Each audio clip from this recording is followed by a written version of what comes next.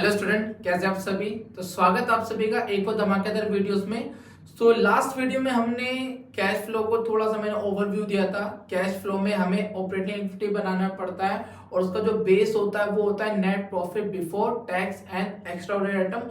जब तक आप उसे कैलकुलेट करना नहीं सीखोगे तो आप ऑपरेटिंग एक्टिविटी नहीं बना सकते। सो प्रीवियस वीडियो में मैंने आपको एक फॉर्मेट बताया था, आइडिया बताया था कि किस तरीके से हम निकाल सकते हैं। आज हम उस फॉर्मेट को यूज करके क्वेश्चन बनाएंगे। जैसे कि मेरा मोटिव है आप लोगों को एप्लीकेशन बेस्ड क्वेश्चन ज्यादा कराने, ताकि एग्जाम में कैश फ्लो में से जो 8 मार्क्स का आएगा वो आपको डेफिनेटली आपको पूरे 8 मार्क्स मिले पेपर में। तो ये मेरी पूरी कोशिश रहेगी आप लोगों के लिए, ठीक है। सो वैसे तो मैं यहाँ पे वीडियोस में सीक्वेंस लिखता रहूंगा, ये वीडियो 1 है, वीडियो 2, वीडियो 3, ताकि आपको आइडिया लग सके कि आप कौन सी वीडियो देख रहे हैं। क्योंकि वीडियो पर वीडियो हम लेवल थोड़ा टफ बनाएंगे। पहले जैसे थोड़े बेसिक क्वेश्चन हो गए, देन जैसे मैंने बताया इंपॉर्टेंट क्वेश्चन जो पेपर में आएंगे, आपको जो आए हैं अभी तक वो हम करने वाले हैं। तो वो आप सीक्वेंस आपको आइडिया लगता रहेगा, ठीक है। तो चलिए बिना टाइम वेस्ट करे आज का न्यूमेरिकल जो क्वेश्चन है वो हम करने वाले हैं।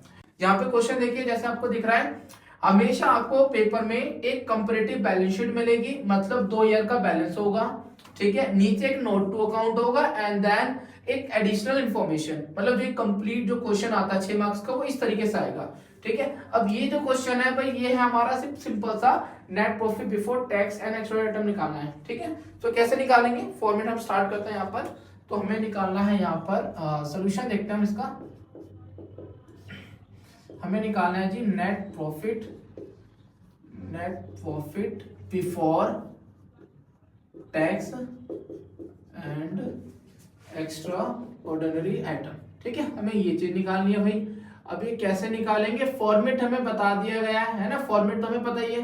अब हमें इसको यूज करना है, क्योंकि फॉर्मेट तो हम समझ लेते हैं, बट दिक्कत कहाँ आ रही है, दिक्कत वहां आ रही है जब बनाने को आते हैं। मेन दिक्कत तो वही है हमें। अब देखिए यहाँ पर कैसे करते हैं। तो सबसे पहले यहाँ पर हम लिखेंगे डिफरेंस बैलेंस, ठीक है।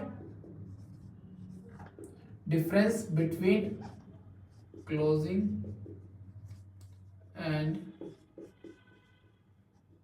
Opening balance of surplus. जो सरप्लस का जो डिफरेंस बैलेंस है ना बेटा, वो लिखेंगे हम। अब यहाँ पे देखो, आपको स्क्रीन पर दिख रहा होगा रिजर्व एंड सरप्लस, ठीक है। आपको दिख रहा होगा जैसे सबसे पहला हमारे पास इक्विटी शेयर कैपिटल है, प्रेफरेंस शेयर है, सरप्लस। देखो सरप्लस दिख गया, हमें सरप्लस का डिफरेंस देखना है। अब हमारे पास कैसे है, जैसे 2022 देखो ये हमारा प्रीवियस ईयर हो जाएगा, 23 हमारा करंट ईयर हो जाएगा।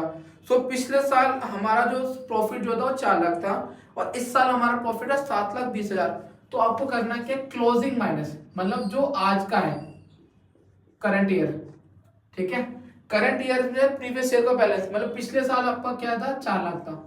तो इसमें से माइनस करिए, कितना आ रहा भाई, 3,20,000। ये हमारा आ जाएगा डिफरेंस, ठीक है। पहले डिफरेंस लिखेंगे, आपको करंट ईयर वाला लिखना है, प्रीवियस ईयर वाला, मतलब आज का कितना प्रॉफिट और पिछले साल कितना था, ठीक है, वो लिख दिया। अब इसमें ऐड ऑन करेंगे। अब क्या क्या ऐड करते थे, रिकॉल करिए, टैक्स वगैरह, डिविडेंड, प्रपोज डिविडेंड, है ना, वो सब चीजें, या एक्स्ट्रा आइटम। तो यहाँ पे क्या हमारे पास, यहाँ पर हमारे पास एडिशनल इन्फॉर्मेशन देखिए, एडिशनल इन्फॉर्मेशन में लिखा प्रपोज डिविडेंड। अब प्रपोज डिविडेंड आपको पता है कौन सी ईयर का लिखना होता है, प्रपोज डिविडेंड, ठीक है। Propose dividend of previous year, ठीक है, हमें प्रीवियस ईयर वाला लिखना होता है, याद रखिए। प्रीवियस ईयर मतलब क्या, हमारा प्रीवियस हमारा है ये जो है 21-22 एंड 22-23 हमारा करंट ईयर। तो प्रीवियस ईयर हमारा प्रपोज डिविडेंड, मतलब जो कंपनी ने ऑफर करा था, मतलब कंपनी ने कहा था कि हम आपको इतना डिविडेंड पे करेंगे साल के एंड में, तो वही हमारा, ठीक है, कॉन्टीजेंट लायबिलिटी होती है एक तरीके से। तो एक 60 है। अब यहाँ पे एक और डिविडेंड है, वो है इंटीरियर डिविडेंड, मतलब जो साल के बीच में दे देते हैं। और वो कितना दे रखा है, यहाँ पे 40 ऑन इक्विटी। अच्छा देखो एक चीज समझिए भाई, यहाँ पे इस चीज को ध्यान रखना, जो बच्चा फर्स्ट टाइम बना रहा है उस बच्चों के लिए इंफॉर्मेशन है। यहाँ पर देखो हमारे पास 2 टाइप के शेयर होते हैं, एक इक्विटी शेयर और एक प्रेफरेंस शेयर। 2 टाइप के शेयर होते हैं, ठीक है। हमारे पास शेयर होल्डर होते हैं 2 टाइप के, एक इक्विटी और प्रेफरेंस शेयर। अब इन दोनों को ही हमें बेटा डिविडेंड देना होता है, प्रेफरेंस वाले को भी देंगे और इक्विटी वाले को भी देंगे, पता है, ये बात तो पता ही है। डिविडेंड जो है हम दोनों को पे करते हैं, ठीक है। अब इंटीरियर डिविडेंड क्या होता है, जो इंटीरियर डिविडेंड होता है ना, वो हमेशा हमें इक्विटी वाले का मिलेगा ही, जैसे इस क्वेश्चन में इंटीरियम डिविडेंड हमें इक्विटी का दे रखा है 40,000 पे, जैसे क्वेश्चन में दिख रहा है, बट प्रेफरेंस शेयर का नहीं दे रखा। प्रेफरेंस शेयर का हमें पता है रेट ऑफ डिविडेंड फिक्स होता है, मतलब क्वेश्चन में हमें प्रेफरेंस शेयर दे रखे हैं ना, तो आप उसके रेट से उसका डिविडेंड निकालेंगे। जैसे यहाँ पर हमारे पास प्रेफरेंस शेयर कितने हैं, 10% वाले, मतलब इन शेयर होल्डर को 10% डिविडेंड मिलेगा जितना भी इन्होंने अमाउंट हमें कंपनी को दे रखा है। सो यहाँ पे ओपनिंग एंड क्लोजिंग 6 लाख है, मतलब सेम ही है थ्रू आउट द ईयर, मतलब ना तो प्रेफरेंस शेयर बढ़े ना घटे, तो मतलब दिक्कत नहीं है। हमें एक सिंपल बैलेंस, मतलब जो ओपनिंग बैलेंस स्टार्टिंग में हमारा कितना था 6 लाख, हमें इस 6 लाख पे 10% डिविडेंड भी देना पड़ेगा, मतलब इंटीरियर डिविडेंड, क्योंकि इक्विटी के साथ साथ प्रेफरेंस वाले को भी इंटीरियम डिविडेंड देते हैं। तो यहाँ पर हम लिख देते हैं इंटीरियम डिविडेंड,